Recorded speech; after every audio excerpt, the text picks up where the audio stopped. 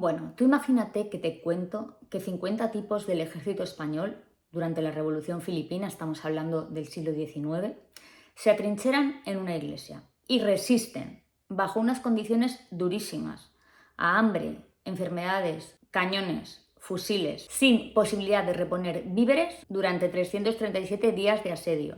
Esto por sí mismo ya es bastante llamativo, pero es que además lo hicieron sin que fuera necesario, porque la guerra ya había terminado. Y no queda ahí la cosa, ¿no? Los revolucionarios filipinos les enviaban noticias para que supieran que esta guerra había terminado. Y las autoridades españolas también, noticias, enviados y misivas para lograr su rendición. Pero los sitiados desconfiaban de la veracidad de los documentos y ellos continuaban con la resistencia. Fue de manera casual cuando descubrieron en un periódico una noticia que no podía haber sido inventada por los filipinos. Solo así se convencieron de que España efectivamente había perdido la soberanía. A estos hombres se los conoce como los últimos de Filipinas. ¿Y todo esto a qué viene? Pues mira, yo te quiero contar que en España hay un problema con la identidad nacional. Durante el franquismo, el régimen se hizo dueño, monopolizó una determinada manera de entender la identidad española y durante la democracia se ha criticado esta identidad, pero no se ha reciclado. No se ha ofrecido nada a cambio. No hay alternativa. Y yo no estoy diciendo que las identidades nacionales deban existir o no. Simplemente constato que en España hay un problema con ella. Y te lo voy a demostrar precisamente con la interpretación de la historia que te he contado al principio de este vídeo a través de dos películas. Una producida en 1945 durante el franquismo y la otra ya en periodo democrático. Tenemos por un lado la película de 1945 de Antonio Román, dirigida por Antonio Román. Esta película está totalmente modelada por el discurso nacionalista, moviéndose en las coordenadas del mito. Este tipo de narraciones se caracterizan por su maniqueísmo e idealización de los personajes, en este caso el ejército español.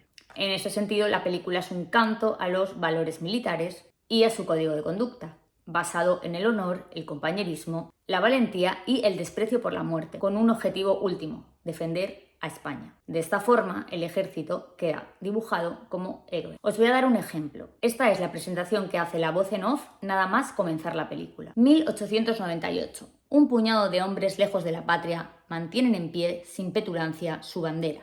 Sol, fatiga, aislamiento, lucha, soledad y nostalgia. Los personajes de esta historia reales vivieron y murieron cuando esas dos sencillas actitudes se probaban como virtudes españolas en la tierra delicada y terrible de las Islas Filipinas. Otra figura, además de la del soldado del ejército español, es la del sacerdote. Un sacerdote que permite que se utilice la iglesia como fuerte donde refugiarse, desde el que operar la resistencia. Mientras que los militares se dibujan como héroes, el sacerdote se dibuja como santo, adalid de ciertas virtudes cristianas. Se dice de él que soportó lo peor sin desfallecer con la resignación de un elegido. Por otro lado, y también relacionado con este tema, se defiende una corriente de pensamiento en la que el principio y fin último de las cosas sería Dios, alejada de explicaciones científico-racionalistas. Bueno, decíamos que la película estaba totalmente modelada por el discurso nacionalista español, y si hay algo que caracteriza a este tipo de discursos es el tratamiento del otro, un asunto clave.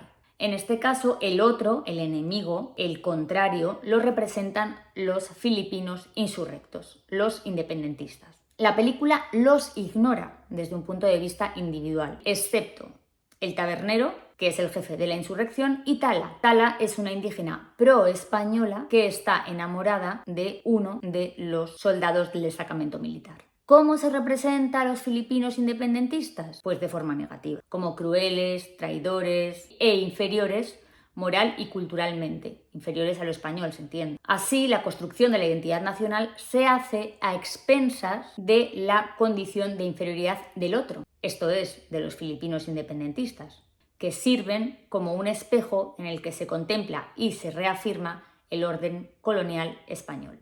La relación que se establece entre Juan del ejército español y Tala, la indígena pro-española, sirve como ejemplo de esta inferioridad de la colonia respecto a la metrópolis. Tala dice que tiene miedo de que no se acuerde de ella cuando Juan se marche y siente una gran curiosidad por la metrópoli y por sus costumbres. De hecho, le pide a su amado que le enseñe a ponerse el pañuelo a la manera española. El investigador Colmeiro dice muy acertadamente que Tala, como representación de la colonia, necesita del amparo protector del viril soldado español, símbolo de la metrópoli. De hecho, y esto es bastante surrealista, son los propios, me hace gracia, son los propios filipinos insurrectos los encargados de ensalzar al supuesto enemigo español. Uno de ellos dice que los españoles son demasiado hombres y que nunca ha confiado en que fuera tan fácil derrotarlos. También dicen que son valientes y de hecho, y lo que resulta aún más gracioso, hay otro que dice que siente por España cariño y admiración y que desea que la lucha acabe cuanto antes como un verdadero hermano lo desea.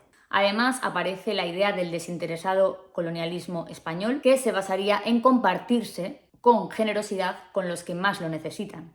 En este caso, los inferiores tagalos. Así, estos van a quedar dibujados como unos desagradecidos que no han sabido apreciar lo que España ha hecho por ellos. En la película se dice, literalmente, es la obra de España una obra de siglos, y aunque algún día tengamos que irnos nosotros, aquí quedarán para siempre la fe y el idioma. Otro tema que también es bastante relevante es el tratamiento de la resistencia española, que como explicamos anteriormente no tiene razón de ser porque las Filipinas ya se han perdido. Colmeiro, que es un investigador, dice que esta resistencia feroz de los españoles servirá para reescribir la derrota militar como victoria moral.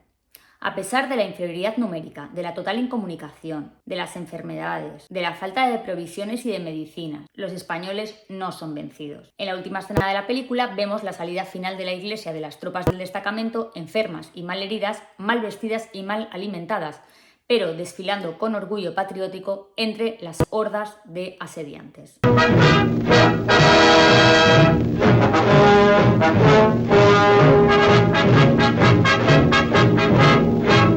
Por todo esto, a pesar de la pérdida y la tristeza que va a producir a los españoles, la nación española queda en buen lugar. El ejército se convierte, pese a todo, en símbolo y orgullo nacional. Y hasta aquí la película de 1945. Pasemos ahora a la película producida durante la democracia. Pues resulta que 71 años después, en 2016, otra vez la cinematografía se va a fijar en el sitio de Valer y va a llevar el suceso de los últimos de Filipinas a la gran pantalla. En esta ocasión la película se llama 1898, Los últimos de Filipinas, y está dirigida por Salvador Cano. Pero esta vez nada de nacionalismo español, ni idealización, ni reescritura de la derrota militar en victoria moral, sino que pasamos a un tono crítico que afecta tanto al ejército como a la clase política, identificados ambos con España. En primer lugar, llama poderosamente la atención la diferencia de tratamiento entre los altos mandos militares y los jóvenes reclutas.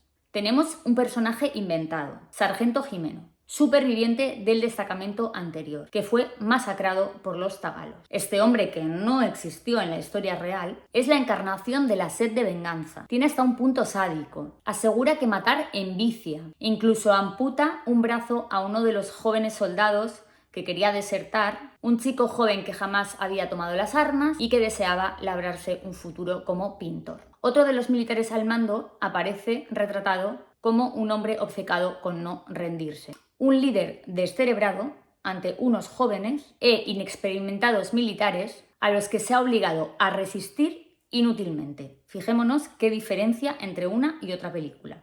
Hay una identificación entre militarismo y zafiedad, y ser burdo, ser vasto, y el arte como refinado. Los jóvenes además aparecen unidos entre ellos, mientras que los altos mandos no. Cuando pillan a una serie de jóvenes que están intentando desertar para pasarse a la insurrección filipina, se autoinculpan para que sus compañeros queden impunes y no los fusilen. Cohesión entre ellos, como vemos, valentía, compañerismo. Ellos sí tendrían valores frente a los altos cargos militares. De hecho, el aspirante a pintor, que se ha quedado con un solo brazo porque el sargento Jimeno y su sadismo se lo han cortado, critica con dureza al ejército en una escena que os voy a leer completa por su interés. Dice lo siguiente: he cumplido fielmente con lo que marca el reglamento de campaña. Entonces dice el chico, que es pintor, le pregunto cómo se siente, y le responde el militar, el alto cargo: puede que me haya equivocado, Carlos, pude cometer errores, pero mi conciencia está en paz. Entonces dígalo, diga, los filipinos tenían razón, los periódicos decían la verdad, dígalo, le pide entre lágrimas. Hemos perdido la guerra, Carlos, nuestro ejército se rindió y hemos perdido. Esa es la única verdad. El chico, el pintor, dice, cuando volvamos a España contaré todo lo que ha ocurrido aquí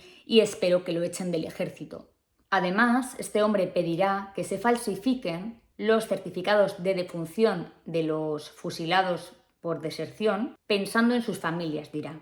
Y uno de los militares pregunta, ¿en sus familias o en lo que vayan a decir sus superiores? Y entonces él dice, usted ponga que murieron de beriberi. Pero no solamente se critica a esos personajes que en el fondo están simbolizando los altos mandos, sino que también se va a criticar a las autoridades españolas que estarían por encima de ellos, responsables de mandar a chicos a la guerra sin experiencia, con material deficitario y jugando con su vida. ¿Cree que nuestros gobernantes en Madrid tienen sentido común? Les recuerdo que fue ese gobierno el que me mandó aquí sin saber disparar, sin botas. España queda identificada con las autoridades políticas. Uno de los desertores que sí consigue escapar de la iglesia y se queda con los tagalos, que está acusado de traición, dirá, ¿traidor a qué? ¿A quién?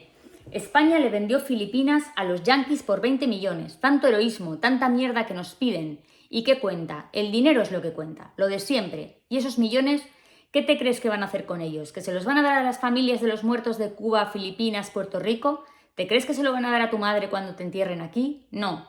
Eso se lo van a quedar para ellos, porque nosotros les importamos una mierda. Si tú quieres dar la vida por unos sinvergüenzas, allá tú. Este personaje también se expresará en los siguientes términos. Habéis perdido la última oportunidad que teníais de salir de ahí vivos, españoles, la última. Que en eso se equivoca, porque muchos sobrevivieron.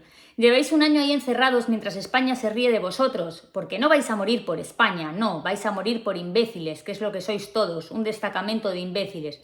Que os den a todos.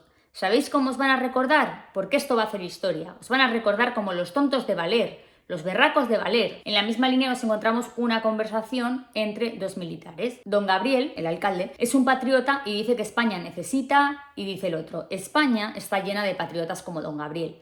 Mandan a la guerra a otros mientras ellos comen jamón de bellota. ¿Os acordáis que hablábamos del otro? Cómo estaban retratados los insurrectos, los filipinos independentistas. Pues bien, en este caso es muy positiva. Son hombres sin rencor, son hombres valientes, son justos, están luchando por su libertad. Luego, por otro lado, hay una representación de la mujer de manera tradicional, como objeto de deseo y pecado, al estilo bíblico. La verdad es que la película levantó cierta polvareda en algunos sectores, ya que se consideró que podía ser un insulto a la memoria de los héroes de la gesta de Valer. De hecho, se llegaron a enviar mensajes masivos por WhatsApp que pedían el boicot para supuestamente señalar una ofensa a la nación y a sus fuerzas armadas. En la opinión de Tenerife, se acusa al director de falsear la historia acorde a la ideología progresista que dominaría el panorama cinematográfico español, ensuciando la memoria de los héroes y menospreciando la gesta. Por su parte, Intereconomía TV dedicó un especial en el que se dijo que se había perdido una oportunidad de oro desperdiciada por el cine español. Y llega ya mi conclusión. Hemos pasado de un relato que idealiza al ejército como símbolo nacional y por lo tanto idealiza a la nación española, a un relato crítico con las gestas históricas del nacionalismo español. Pero, y para mí eso es la clave y ya lo adelanté al principio del vídeo, no ofrece nada a cambio. No hay ninguna alternativa de identidad al margen de la crítica de la identidad tradicional española. Eso tiene una serie de consecuencias que son obvias desde el punto de vista de la pertenencia y solo el tiempo nos dirá si se generan identidades españolas alternativas o seguiremos criticando lo que ya había sin ofrecer nada nuevo.